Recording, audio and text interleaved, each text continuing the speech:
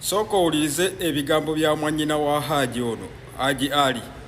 eyampadde n'ebifaananyi bino ebyambaga ya Hajji ne Hajjati eyaliwo mu mwaka gwa 2014 ne Land Cruiser TX gye bagamba Hajjati gye yatunda ng'amahale. Yiiyo mu kifaananyi kino.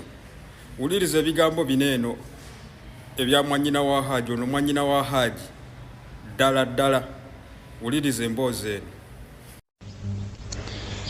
Ssebo wasize otya? Gyebaleko gy'otuusaako engalo. Kaakati nze ndi muganda wa mwannyina wa Hajji era mu baganda be ndowooza muddako omulundi gwakuna. Omulundi ogwokuna nze bampita Masitula Saaliita era nga tuzaalibwa ne Hajji ku bbeere limu bwe twayonka newankubadde nga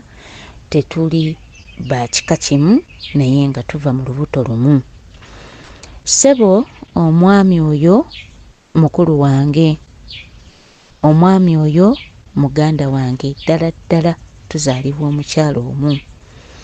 Munnange nja kukuwanza sitoole okuva lwe twafuna omukyalo oyo okutuuka olwaleero kino kye tulimu. Hajji mwami mukozi wa mirimu gye, mirimu gye era nga emirimu gye egisinga agikolera Sudan. Hajji yalina abakyala be babiri, omukyala omukulu n'omukyala omulala ow'ebulenga Kikaaya. Omukyala omukulu yabeeranga Mutundwe, olwaleero amaka go g'owulira omukyala Zuula g'ayagala. Kaakati baafuna obutakkaanya era ne baawukana mu bulungi mu Busiraamu. Omukyala omukulu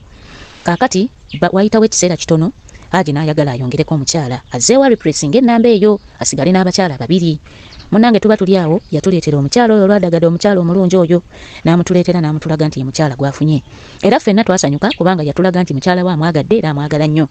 Munnange ne tutegeka olunaku tugende ewa ssenga tukyale kubanga omukyala yabiyisa mu bwangu ate n'omwami engeri gye yali nti akasente kaakalina ate nga n'omukyala amwagadde. Twagenda ewa ssenga ne tukyala.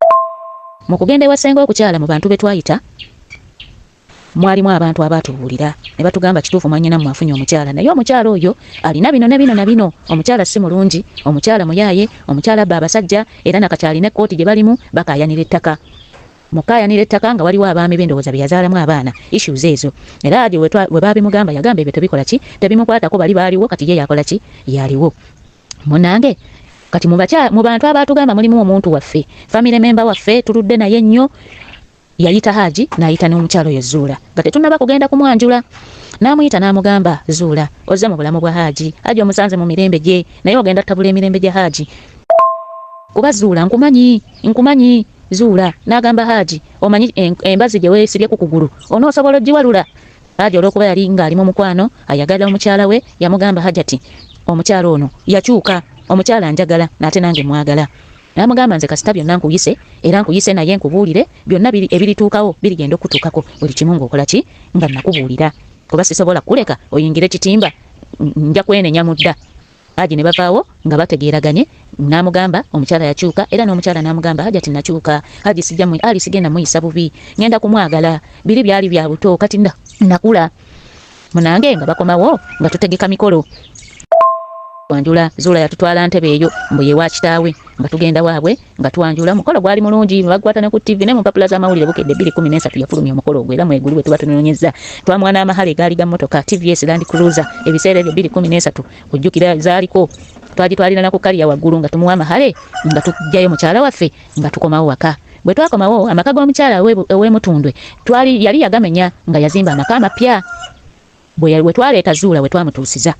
ne babeerawo. Kakati we yabeera awo n'atandika okulwanyisa omukyalo ow'ebulenga, omukyalo ow'okubiri gwe yasangawo mu maka. N'agamba Hajji ye tafumba na bukazi bumpi, tafumba na bajja be, tafumba na bukazi busiiwuufu, tafumba na bukazi buddugavu. N'akola olutalo lungi nnyo olw'okuba Hajji yali ayagala omukyala.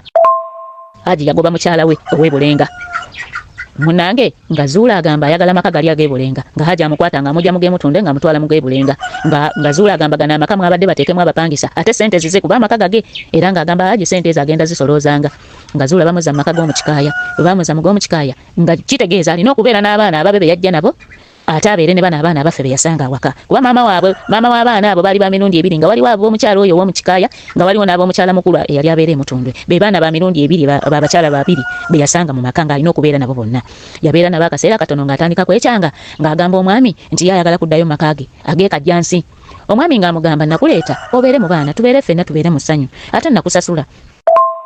lwaki oŋŋamba ate ŋŋende nze oyagala kumpasa ontwale mu makaago ng'amugamba nze ŋŋenda ng'akola obutalo ng'akola ensasage omukazi nsajja ng'amugamba genda obeere gy'oyagala weerowooze naye abaana ne bano ababo be waleeta baleke wano babeere ne bannaabwe bamanyirigane olwo ng'alina n'abaana babiri be yajja nabo basikosawozi nga batawaanya balya ssente okufa ng'amugamba abaana bano baleke bamanyiragane gwe genda obeere ekajjansi gwe wonoowulira nga ddala kituufu kyokola kituufu oba kikyamu ojja kwekuba mu mutima odde obeere mu baana omukyala bwe yagenda yamalayo ndowooza ennaku 3 Hajji aba yeebasa ali mu nnyumba kiro ssaawa 7 nga bamuleetedde poliisi nti yawamba abaana b'omukyala yagenda ku poliisi n'agamba Hajji yawamba abaana be naye nga byo byonna abikola mu period nga twakamuwasa tannawaza na mwaka mu maka munna kiro ssaawa 7 abasajja nga bajja abasirikale baatuukira mu bisenge kwaza ng'abaana kituufu weebali naye abaana nga bali mu mbeera nnungi ng'era mwalimu omwana omukulukulu omusajja yali akolera Sudan oyo Hajji oyo Zuula ng'amugaana okuddayo nga Hajji abeera wano emirimu gye Sudan nga gitandika okufa ng'olwokuba ali wano akuuma mukyala laavu nnyingi nnyo munnange Zuula kye yakola bwe wayita ebbanga ndowooza alaba ayagala okutandika mishoni ze ng'akwata Hajji ng'agenda aloopa Hajji ku poliisi emakindye ng'agamba mbu Hajji mutemu Hajji alina emmundu Hajji mutujju nga bamusibako ebintu bingi nnyo nga Hajji atunda buli kimu ng'atunda buli kimu mamotoka mapoloti awo ge yalina ave mu misango egyo era fayiro oba ogirondodde fayiro gyeziri emakindye bwamuwamba nako ne bamutwala eyo mu zi safe house abantu be tutamanyi naye nga era Zuula ye yakirimu ne bamuwamba Hajji ne bamulyako ssente miliyoni 7 nga bamwogeza mbu baagala yogere nti alina emmundu ebintu ne bitwala ssente Hajji naggwamu n'atunda kumpi buli kimu bye twabitegeera abafamire buli omu n'amugamba kyeyamugamba ne bamugamba baakugamba omukazi mubbi omukazi muyaaye buli omu n'amugamba buli kimu Hajji n'agamba mboneredde omukazi kamwesonyiwe omukazi kammuleke omukazi agenda kunzita nansibako ebisango banyiga baamutwala ne bamunyiga obusajja ng'omukazi amulumiriza nti emmundu agirina ng'amulumiriza nti atta abantu ng'alumiriza mbu ayagala mutta munnange ebyo nga babirwana nga bivaawo nga biggwa nga Hajji atugamba omukazi amulese nga tubeerawo ebbanga era Zuula yali yagenda nga bamaze ebbanga ndowooza myaka nga 3 oba 4 nga baawukanye munnange twali tulina emikolo eyo ewa maama waffe tuba tuli awo Hajji yajja n'omukazi nga ffenna tusiriikirira nga ffenna tuwunga nga ffenna ebyokwogera nze kamwa kwogera saagambako mwannyinaze era saamubuuza kigambo kyonna wabula nalaba bulabe mukazi saanyega kigambo kyonna yadde omubuuza nti Hajji waddidde Zuula kubanga baali babiri nga Zuula alina lubuto naye maama yayogera ffe nga basisita twasirika era mukulu waffe oyo Hajji ati gwewulira boogerako omukyala wa Seeka Ssemambo yatugamba ffenna tusirike kuba Hajji ekisooka kya byonna Hajji ono simumanyi tammanyi naye kiba kibi okwekubira ku sayidi emu that's why nanoonyeza famire ya Hajji nayo eveeyo yogere ku nsonga zino eno ebadde part 1 audience zikyali mpanvu nga bannyonnyola ku Hajjati oyo obubi bwaliko Hajjati kiteeberezebwa nti kigambibwa Hajjati yagala kubba bintu bya Hajji kigambibwa nti omwana fayini omwana baamutwala ne bamukebera mu ddwaliro naye omwana nabaana teyavaayo ate omwana baali bamuwamba okumala emyezi 6 bagenda okukebera omwana ng'omwana talina mbuzi nga baamukozesa naye mbu kiteebereza si Hajji yakozesa omwana oyo baamuwaayiriza olw'okuba omukazi balina obutali bukkaanya wakati we ne bbaawe nze sobola kubeera ku sayidi ya mukazi ono abakazi muli bantu bazibu nnyo ate Ruth Kalibala ebintu bino binaazuuka nti omukazi ono alimba Ruth Kalibala ebintu bino binaazuuka nti omukazi ono alimba bigenda kukyukira ggwe naye nga twagala mazima oba omwana kuddayo kumukebera bamukebere ate tusaba ne poliisi ebintu bino bikwate mu kintu kikulu mu mazima n'obwenkanya omusajja afuna obwenkanya oba yakikola abonerezebwe oba teyakikola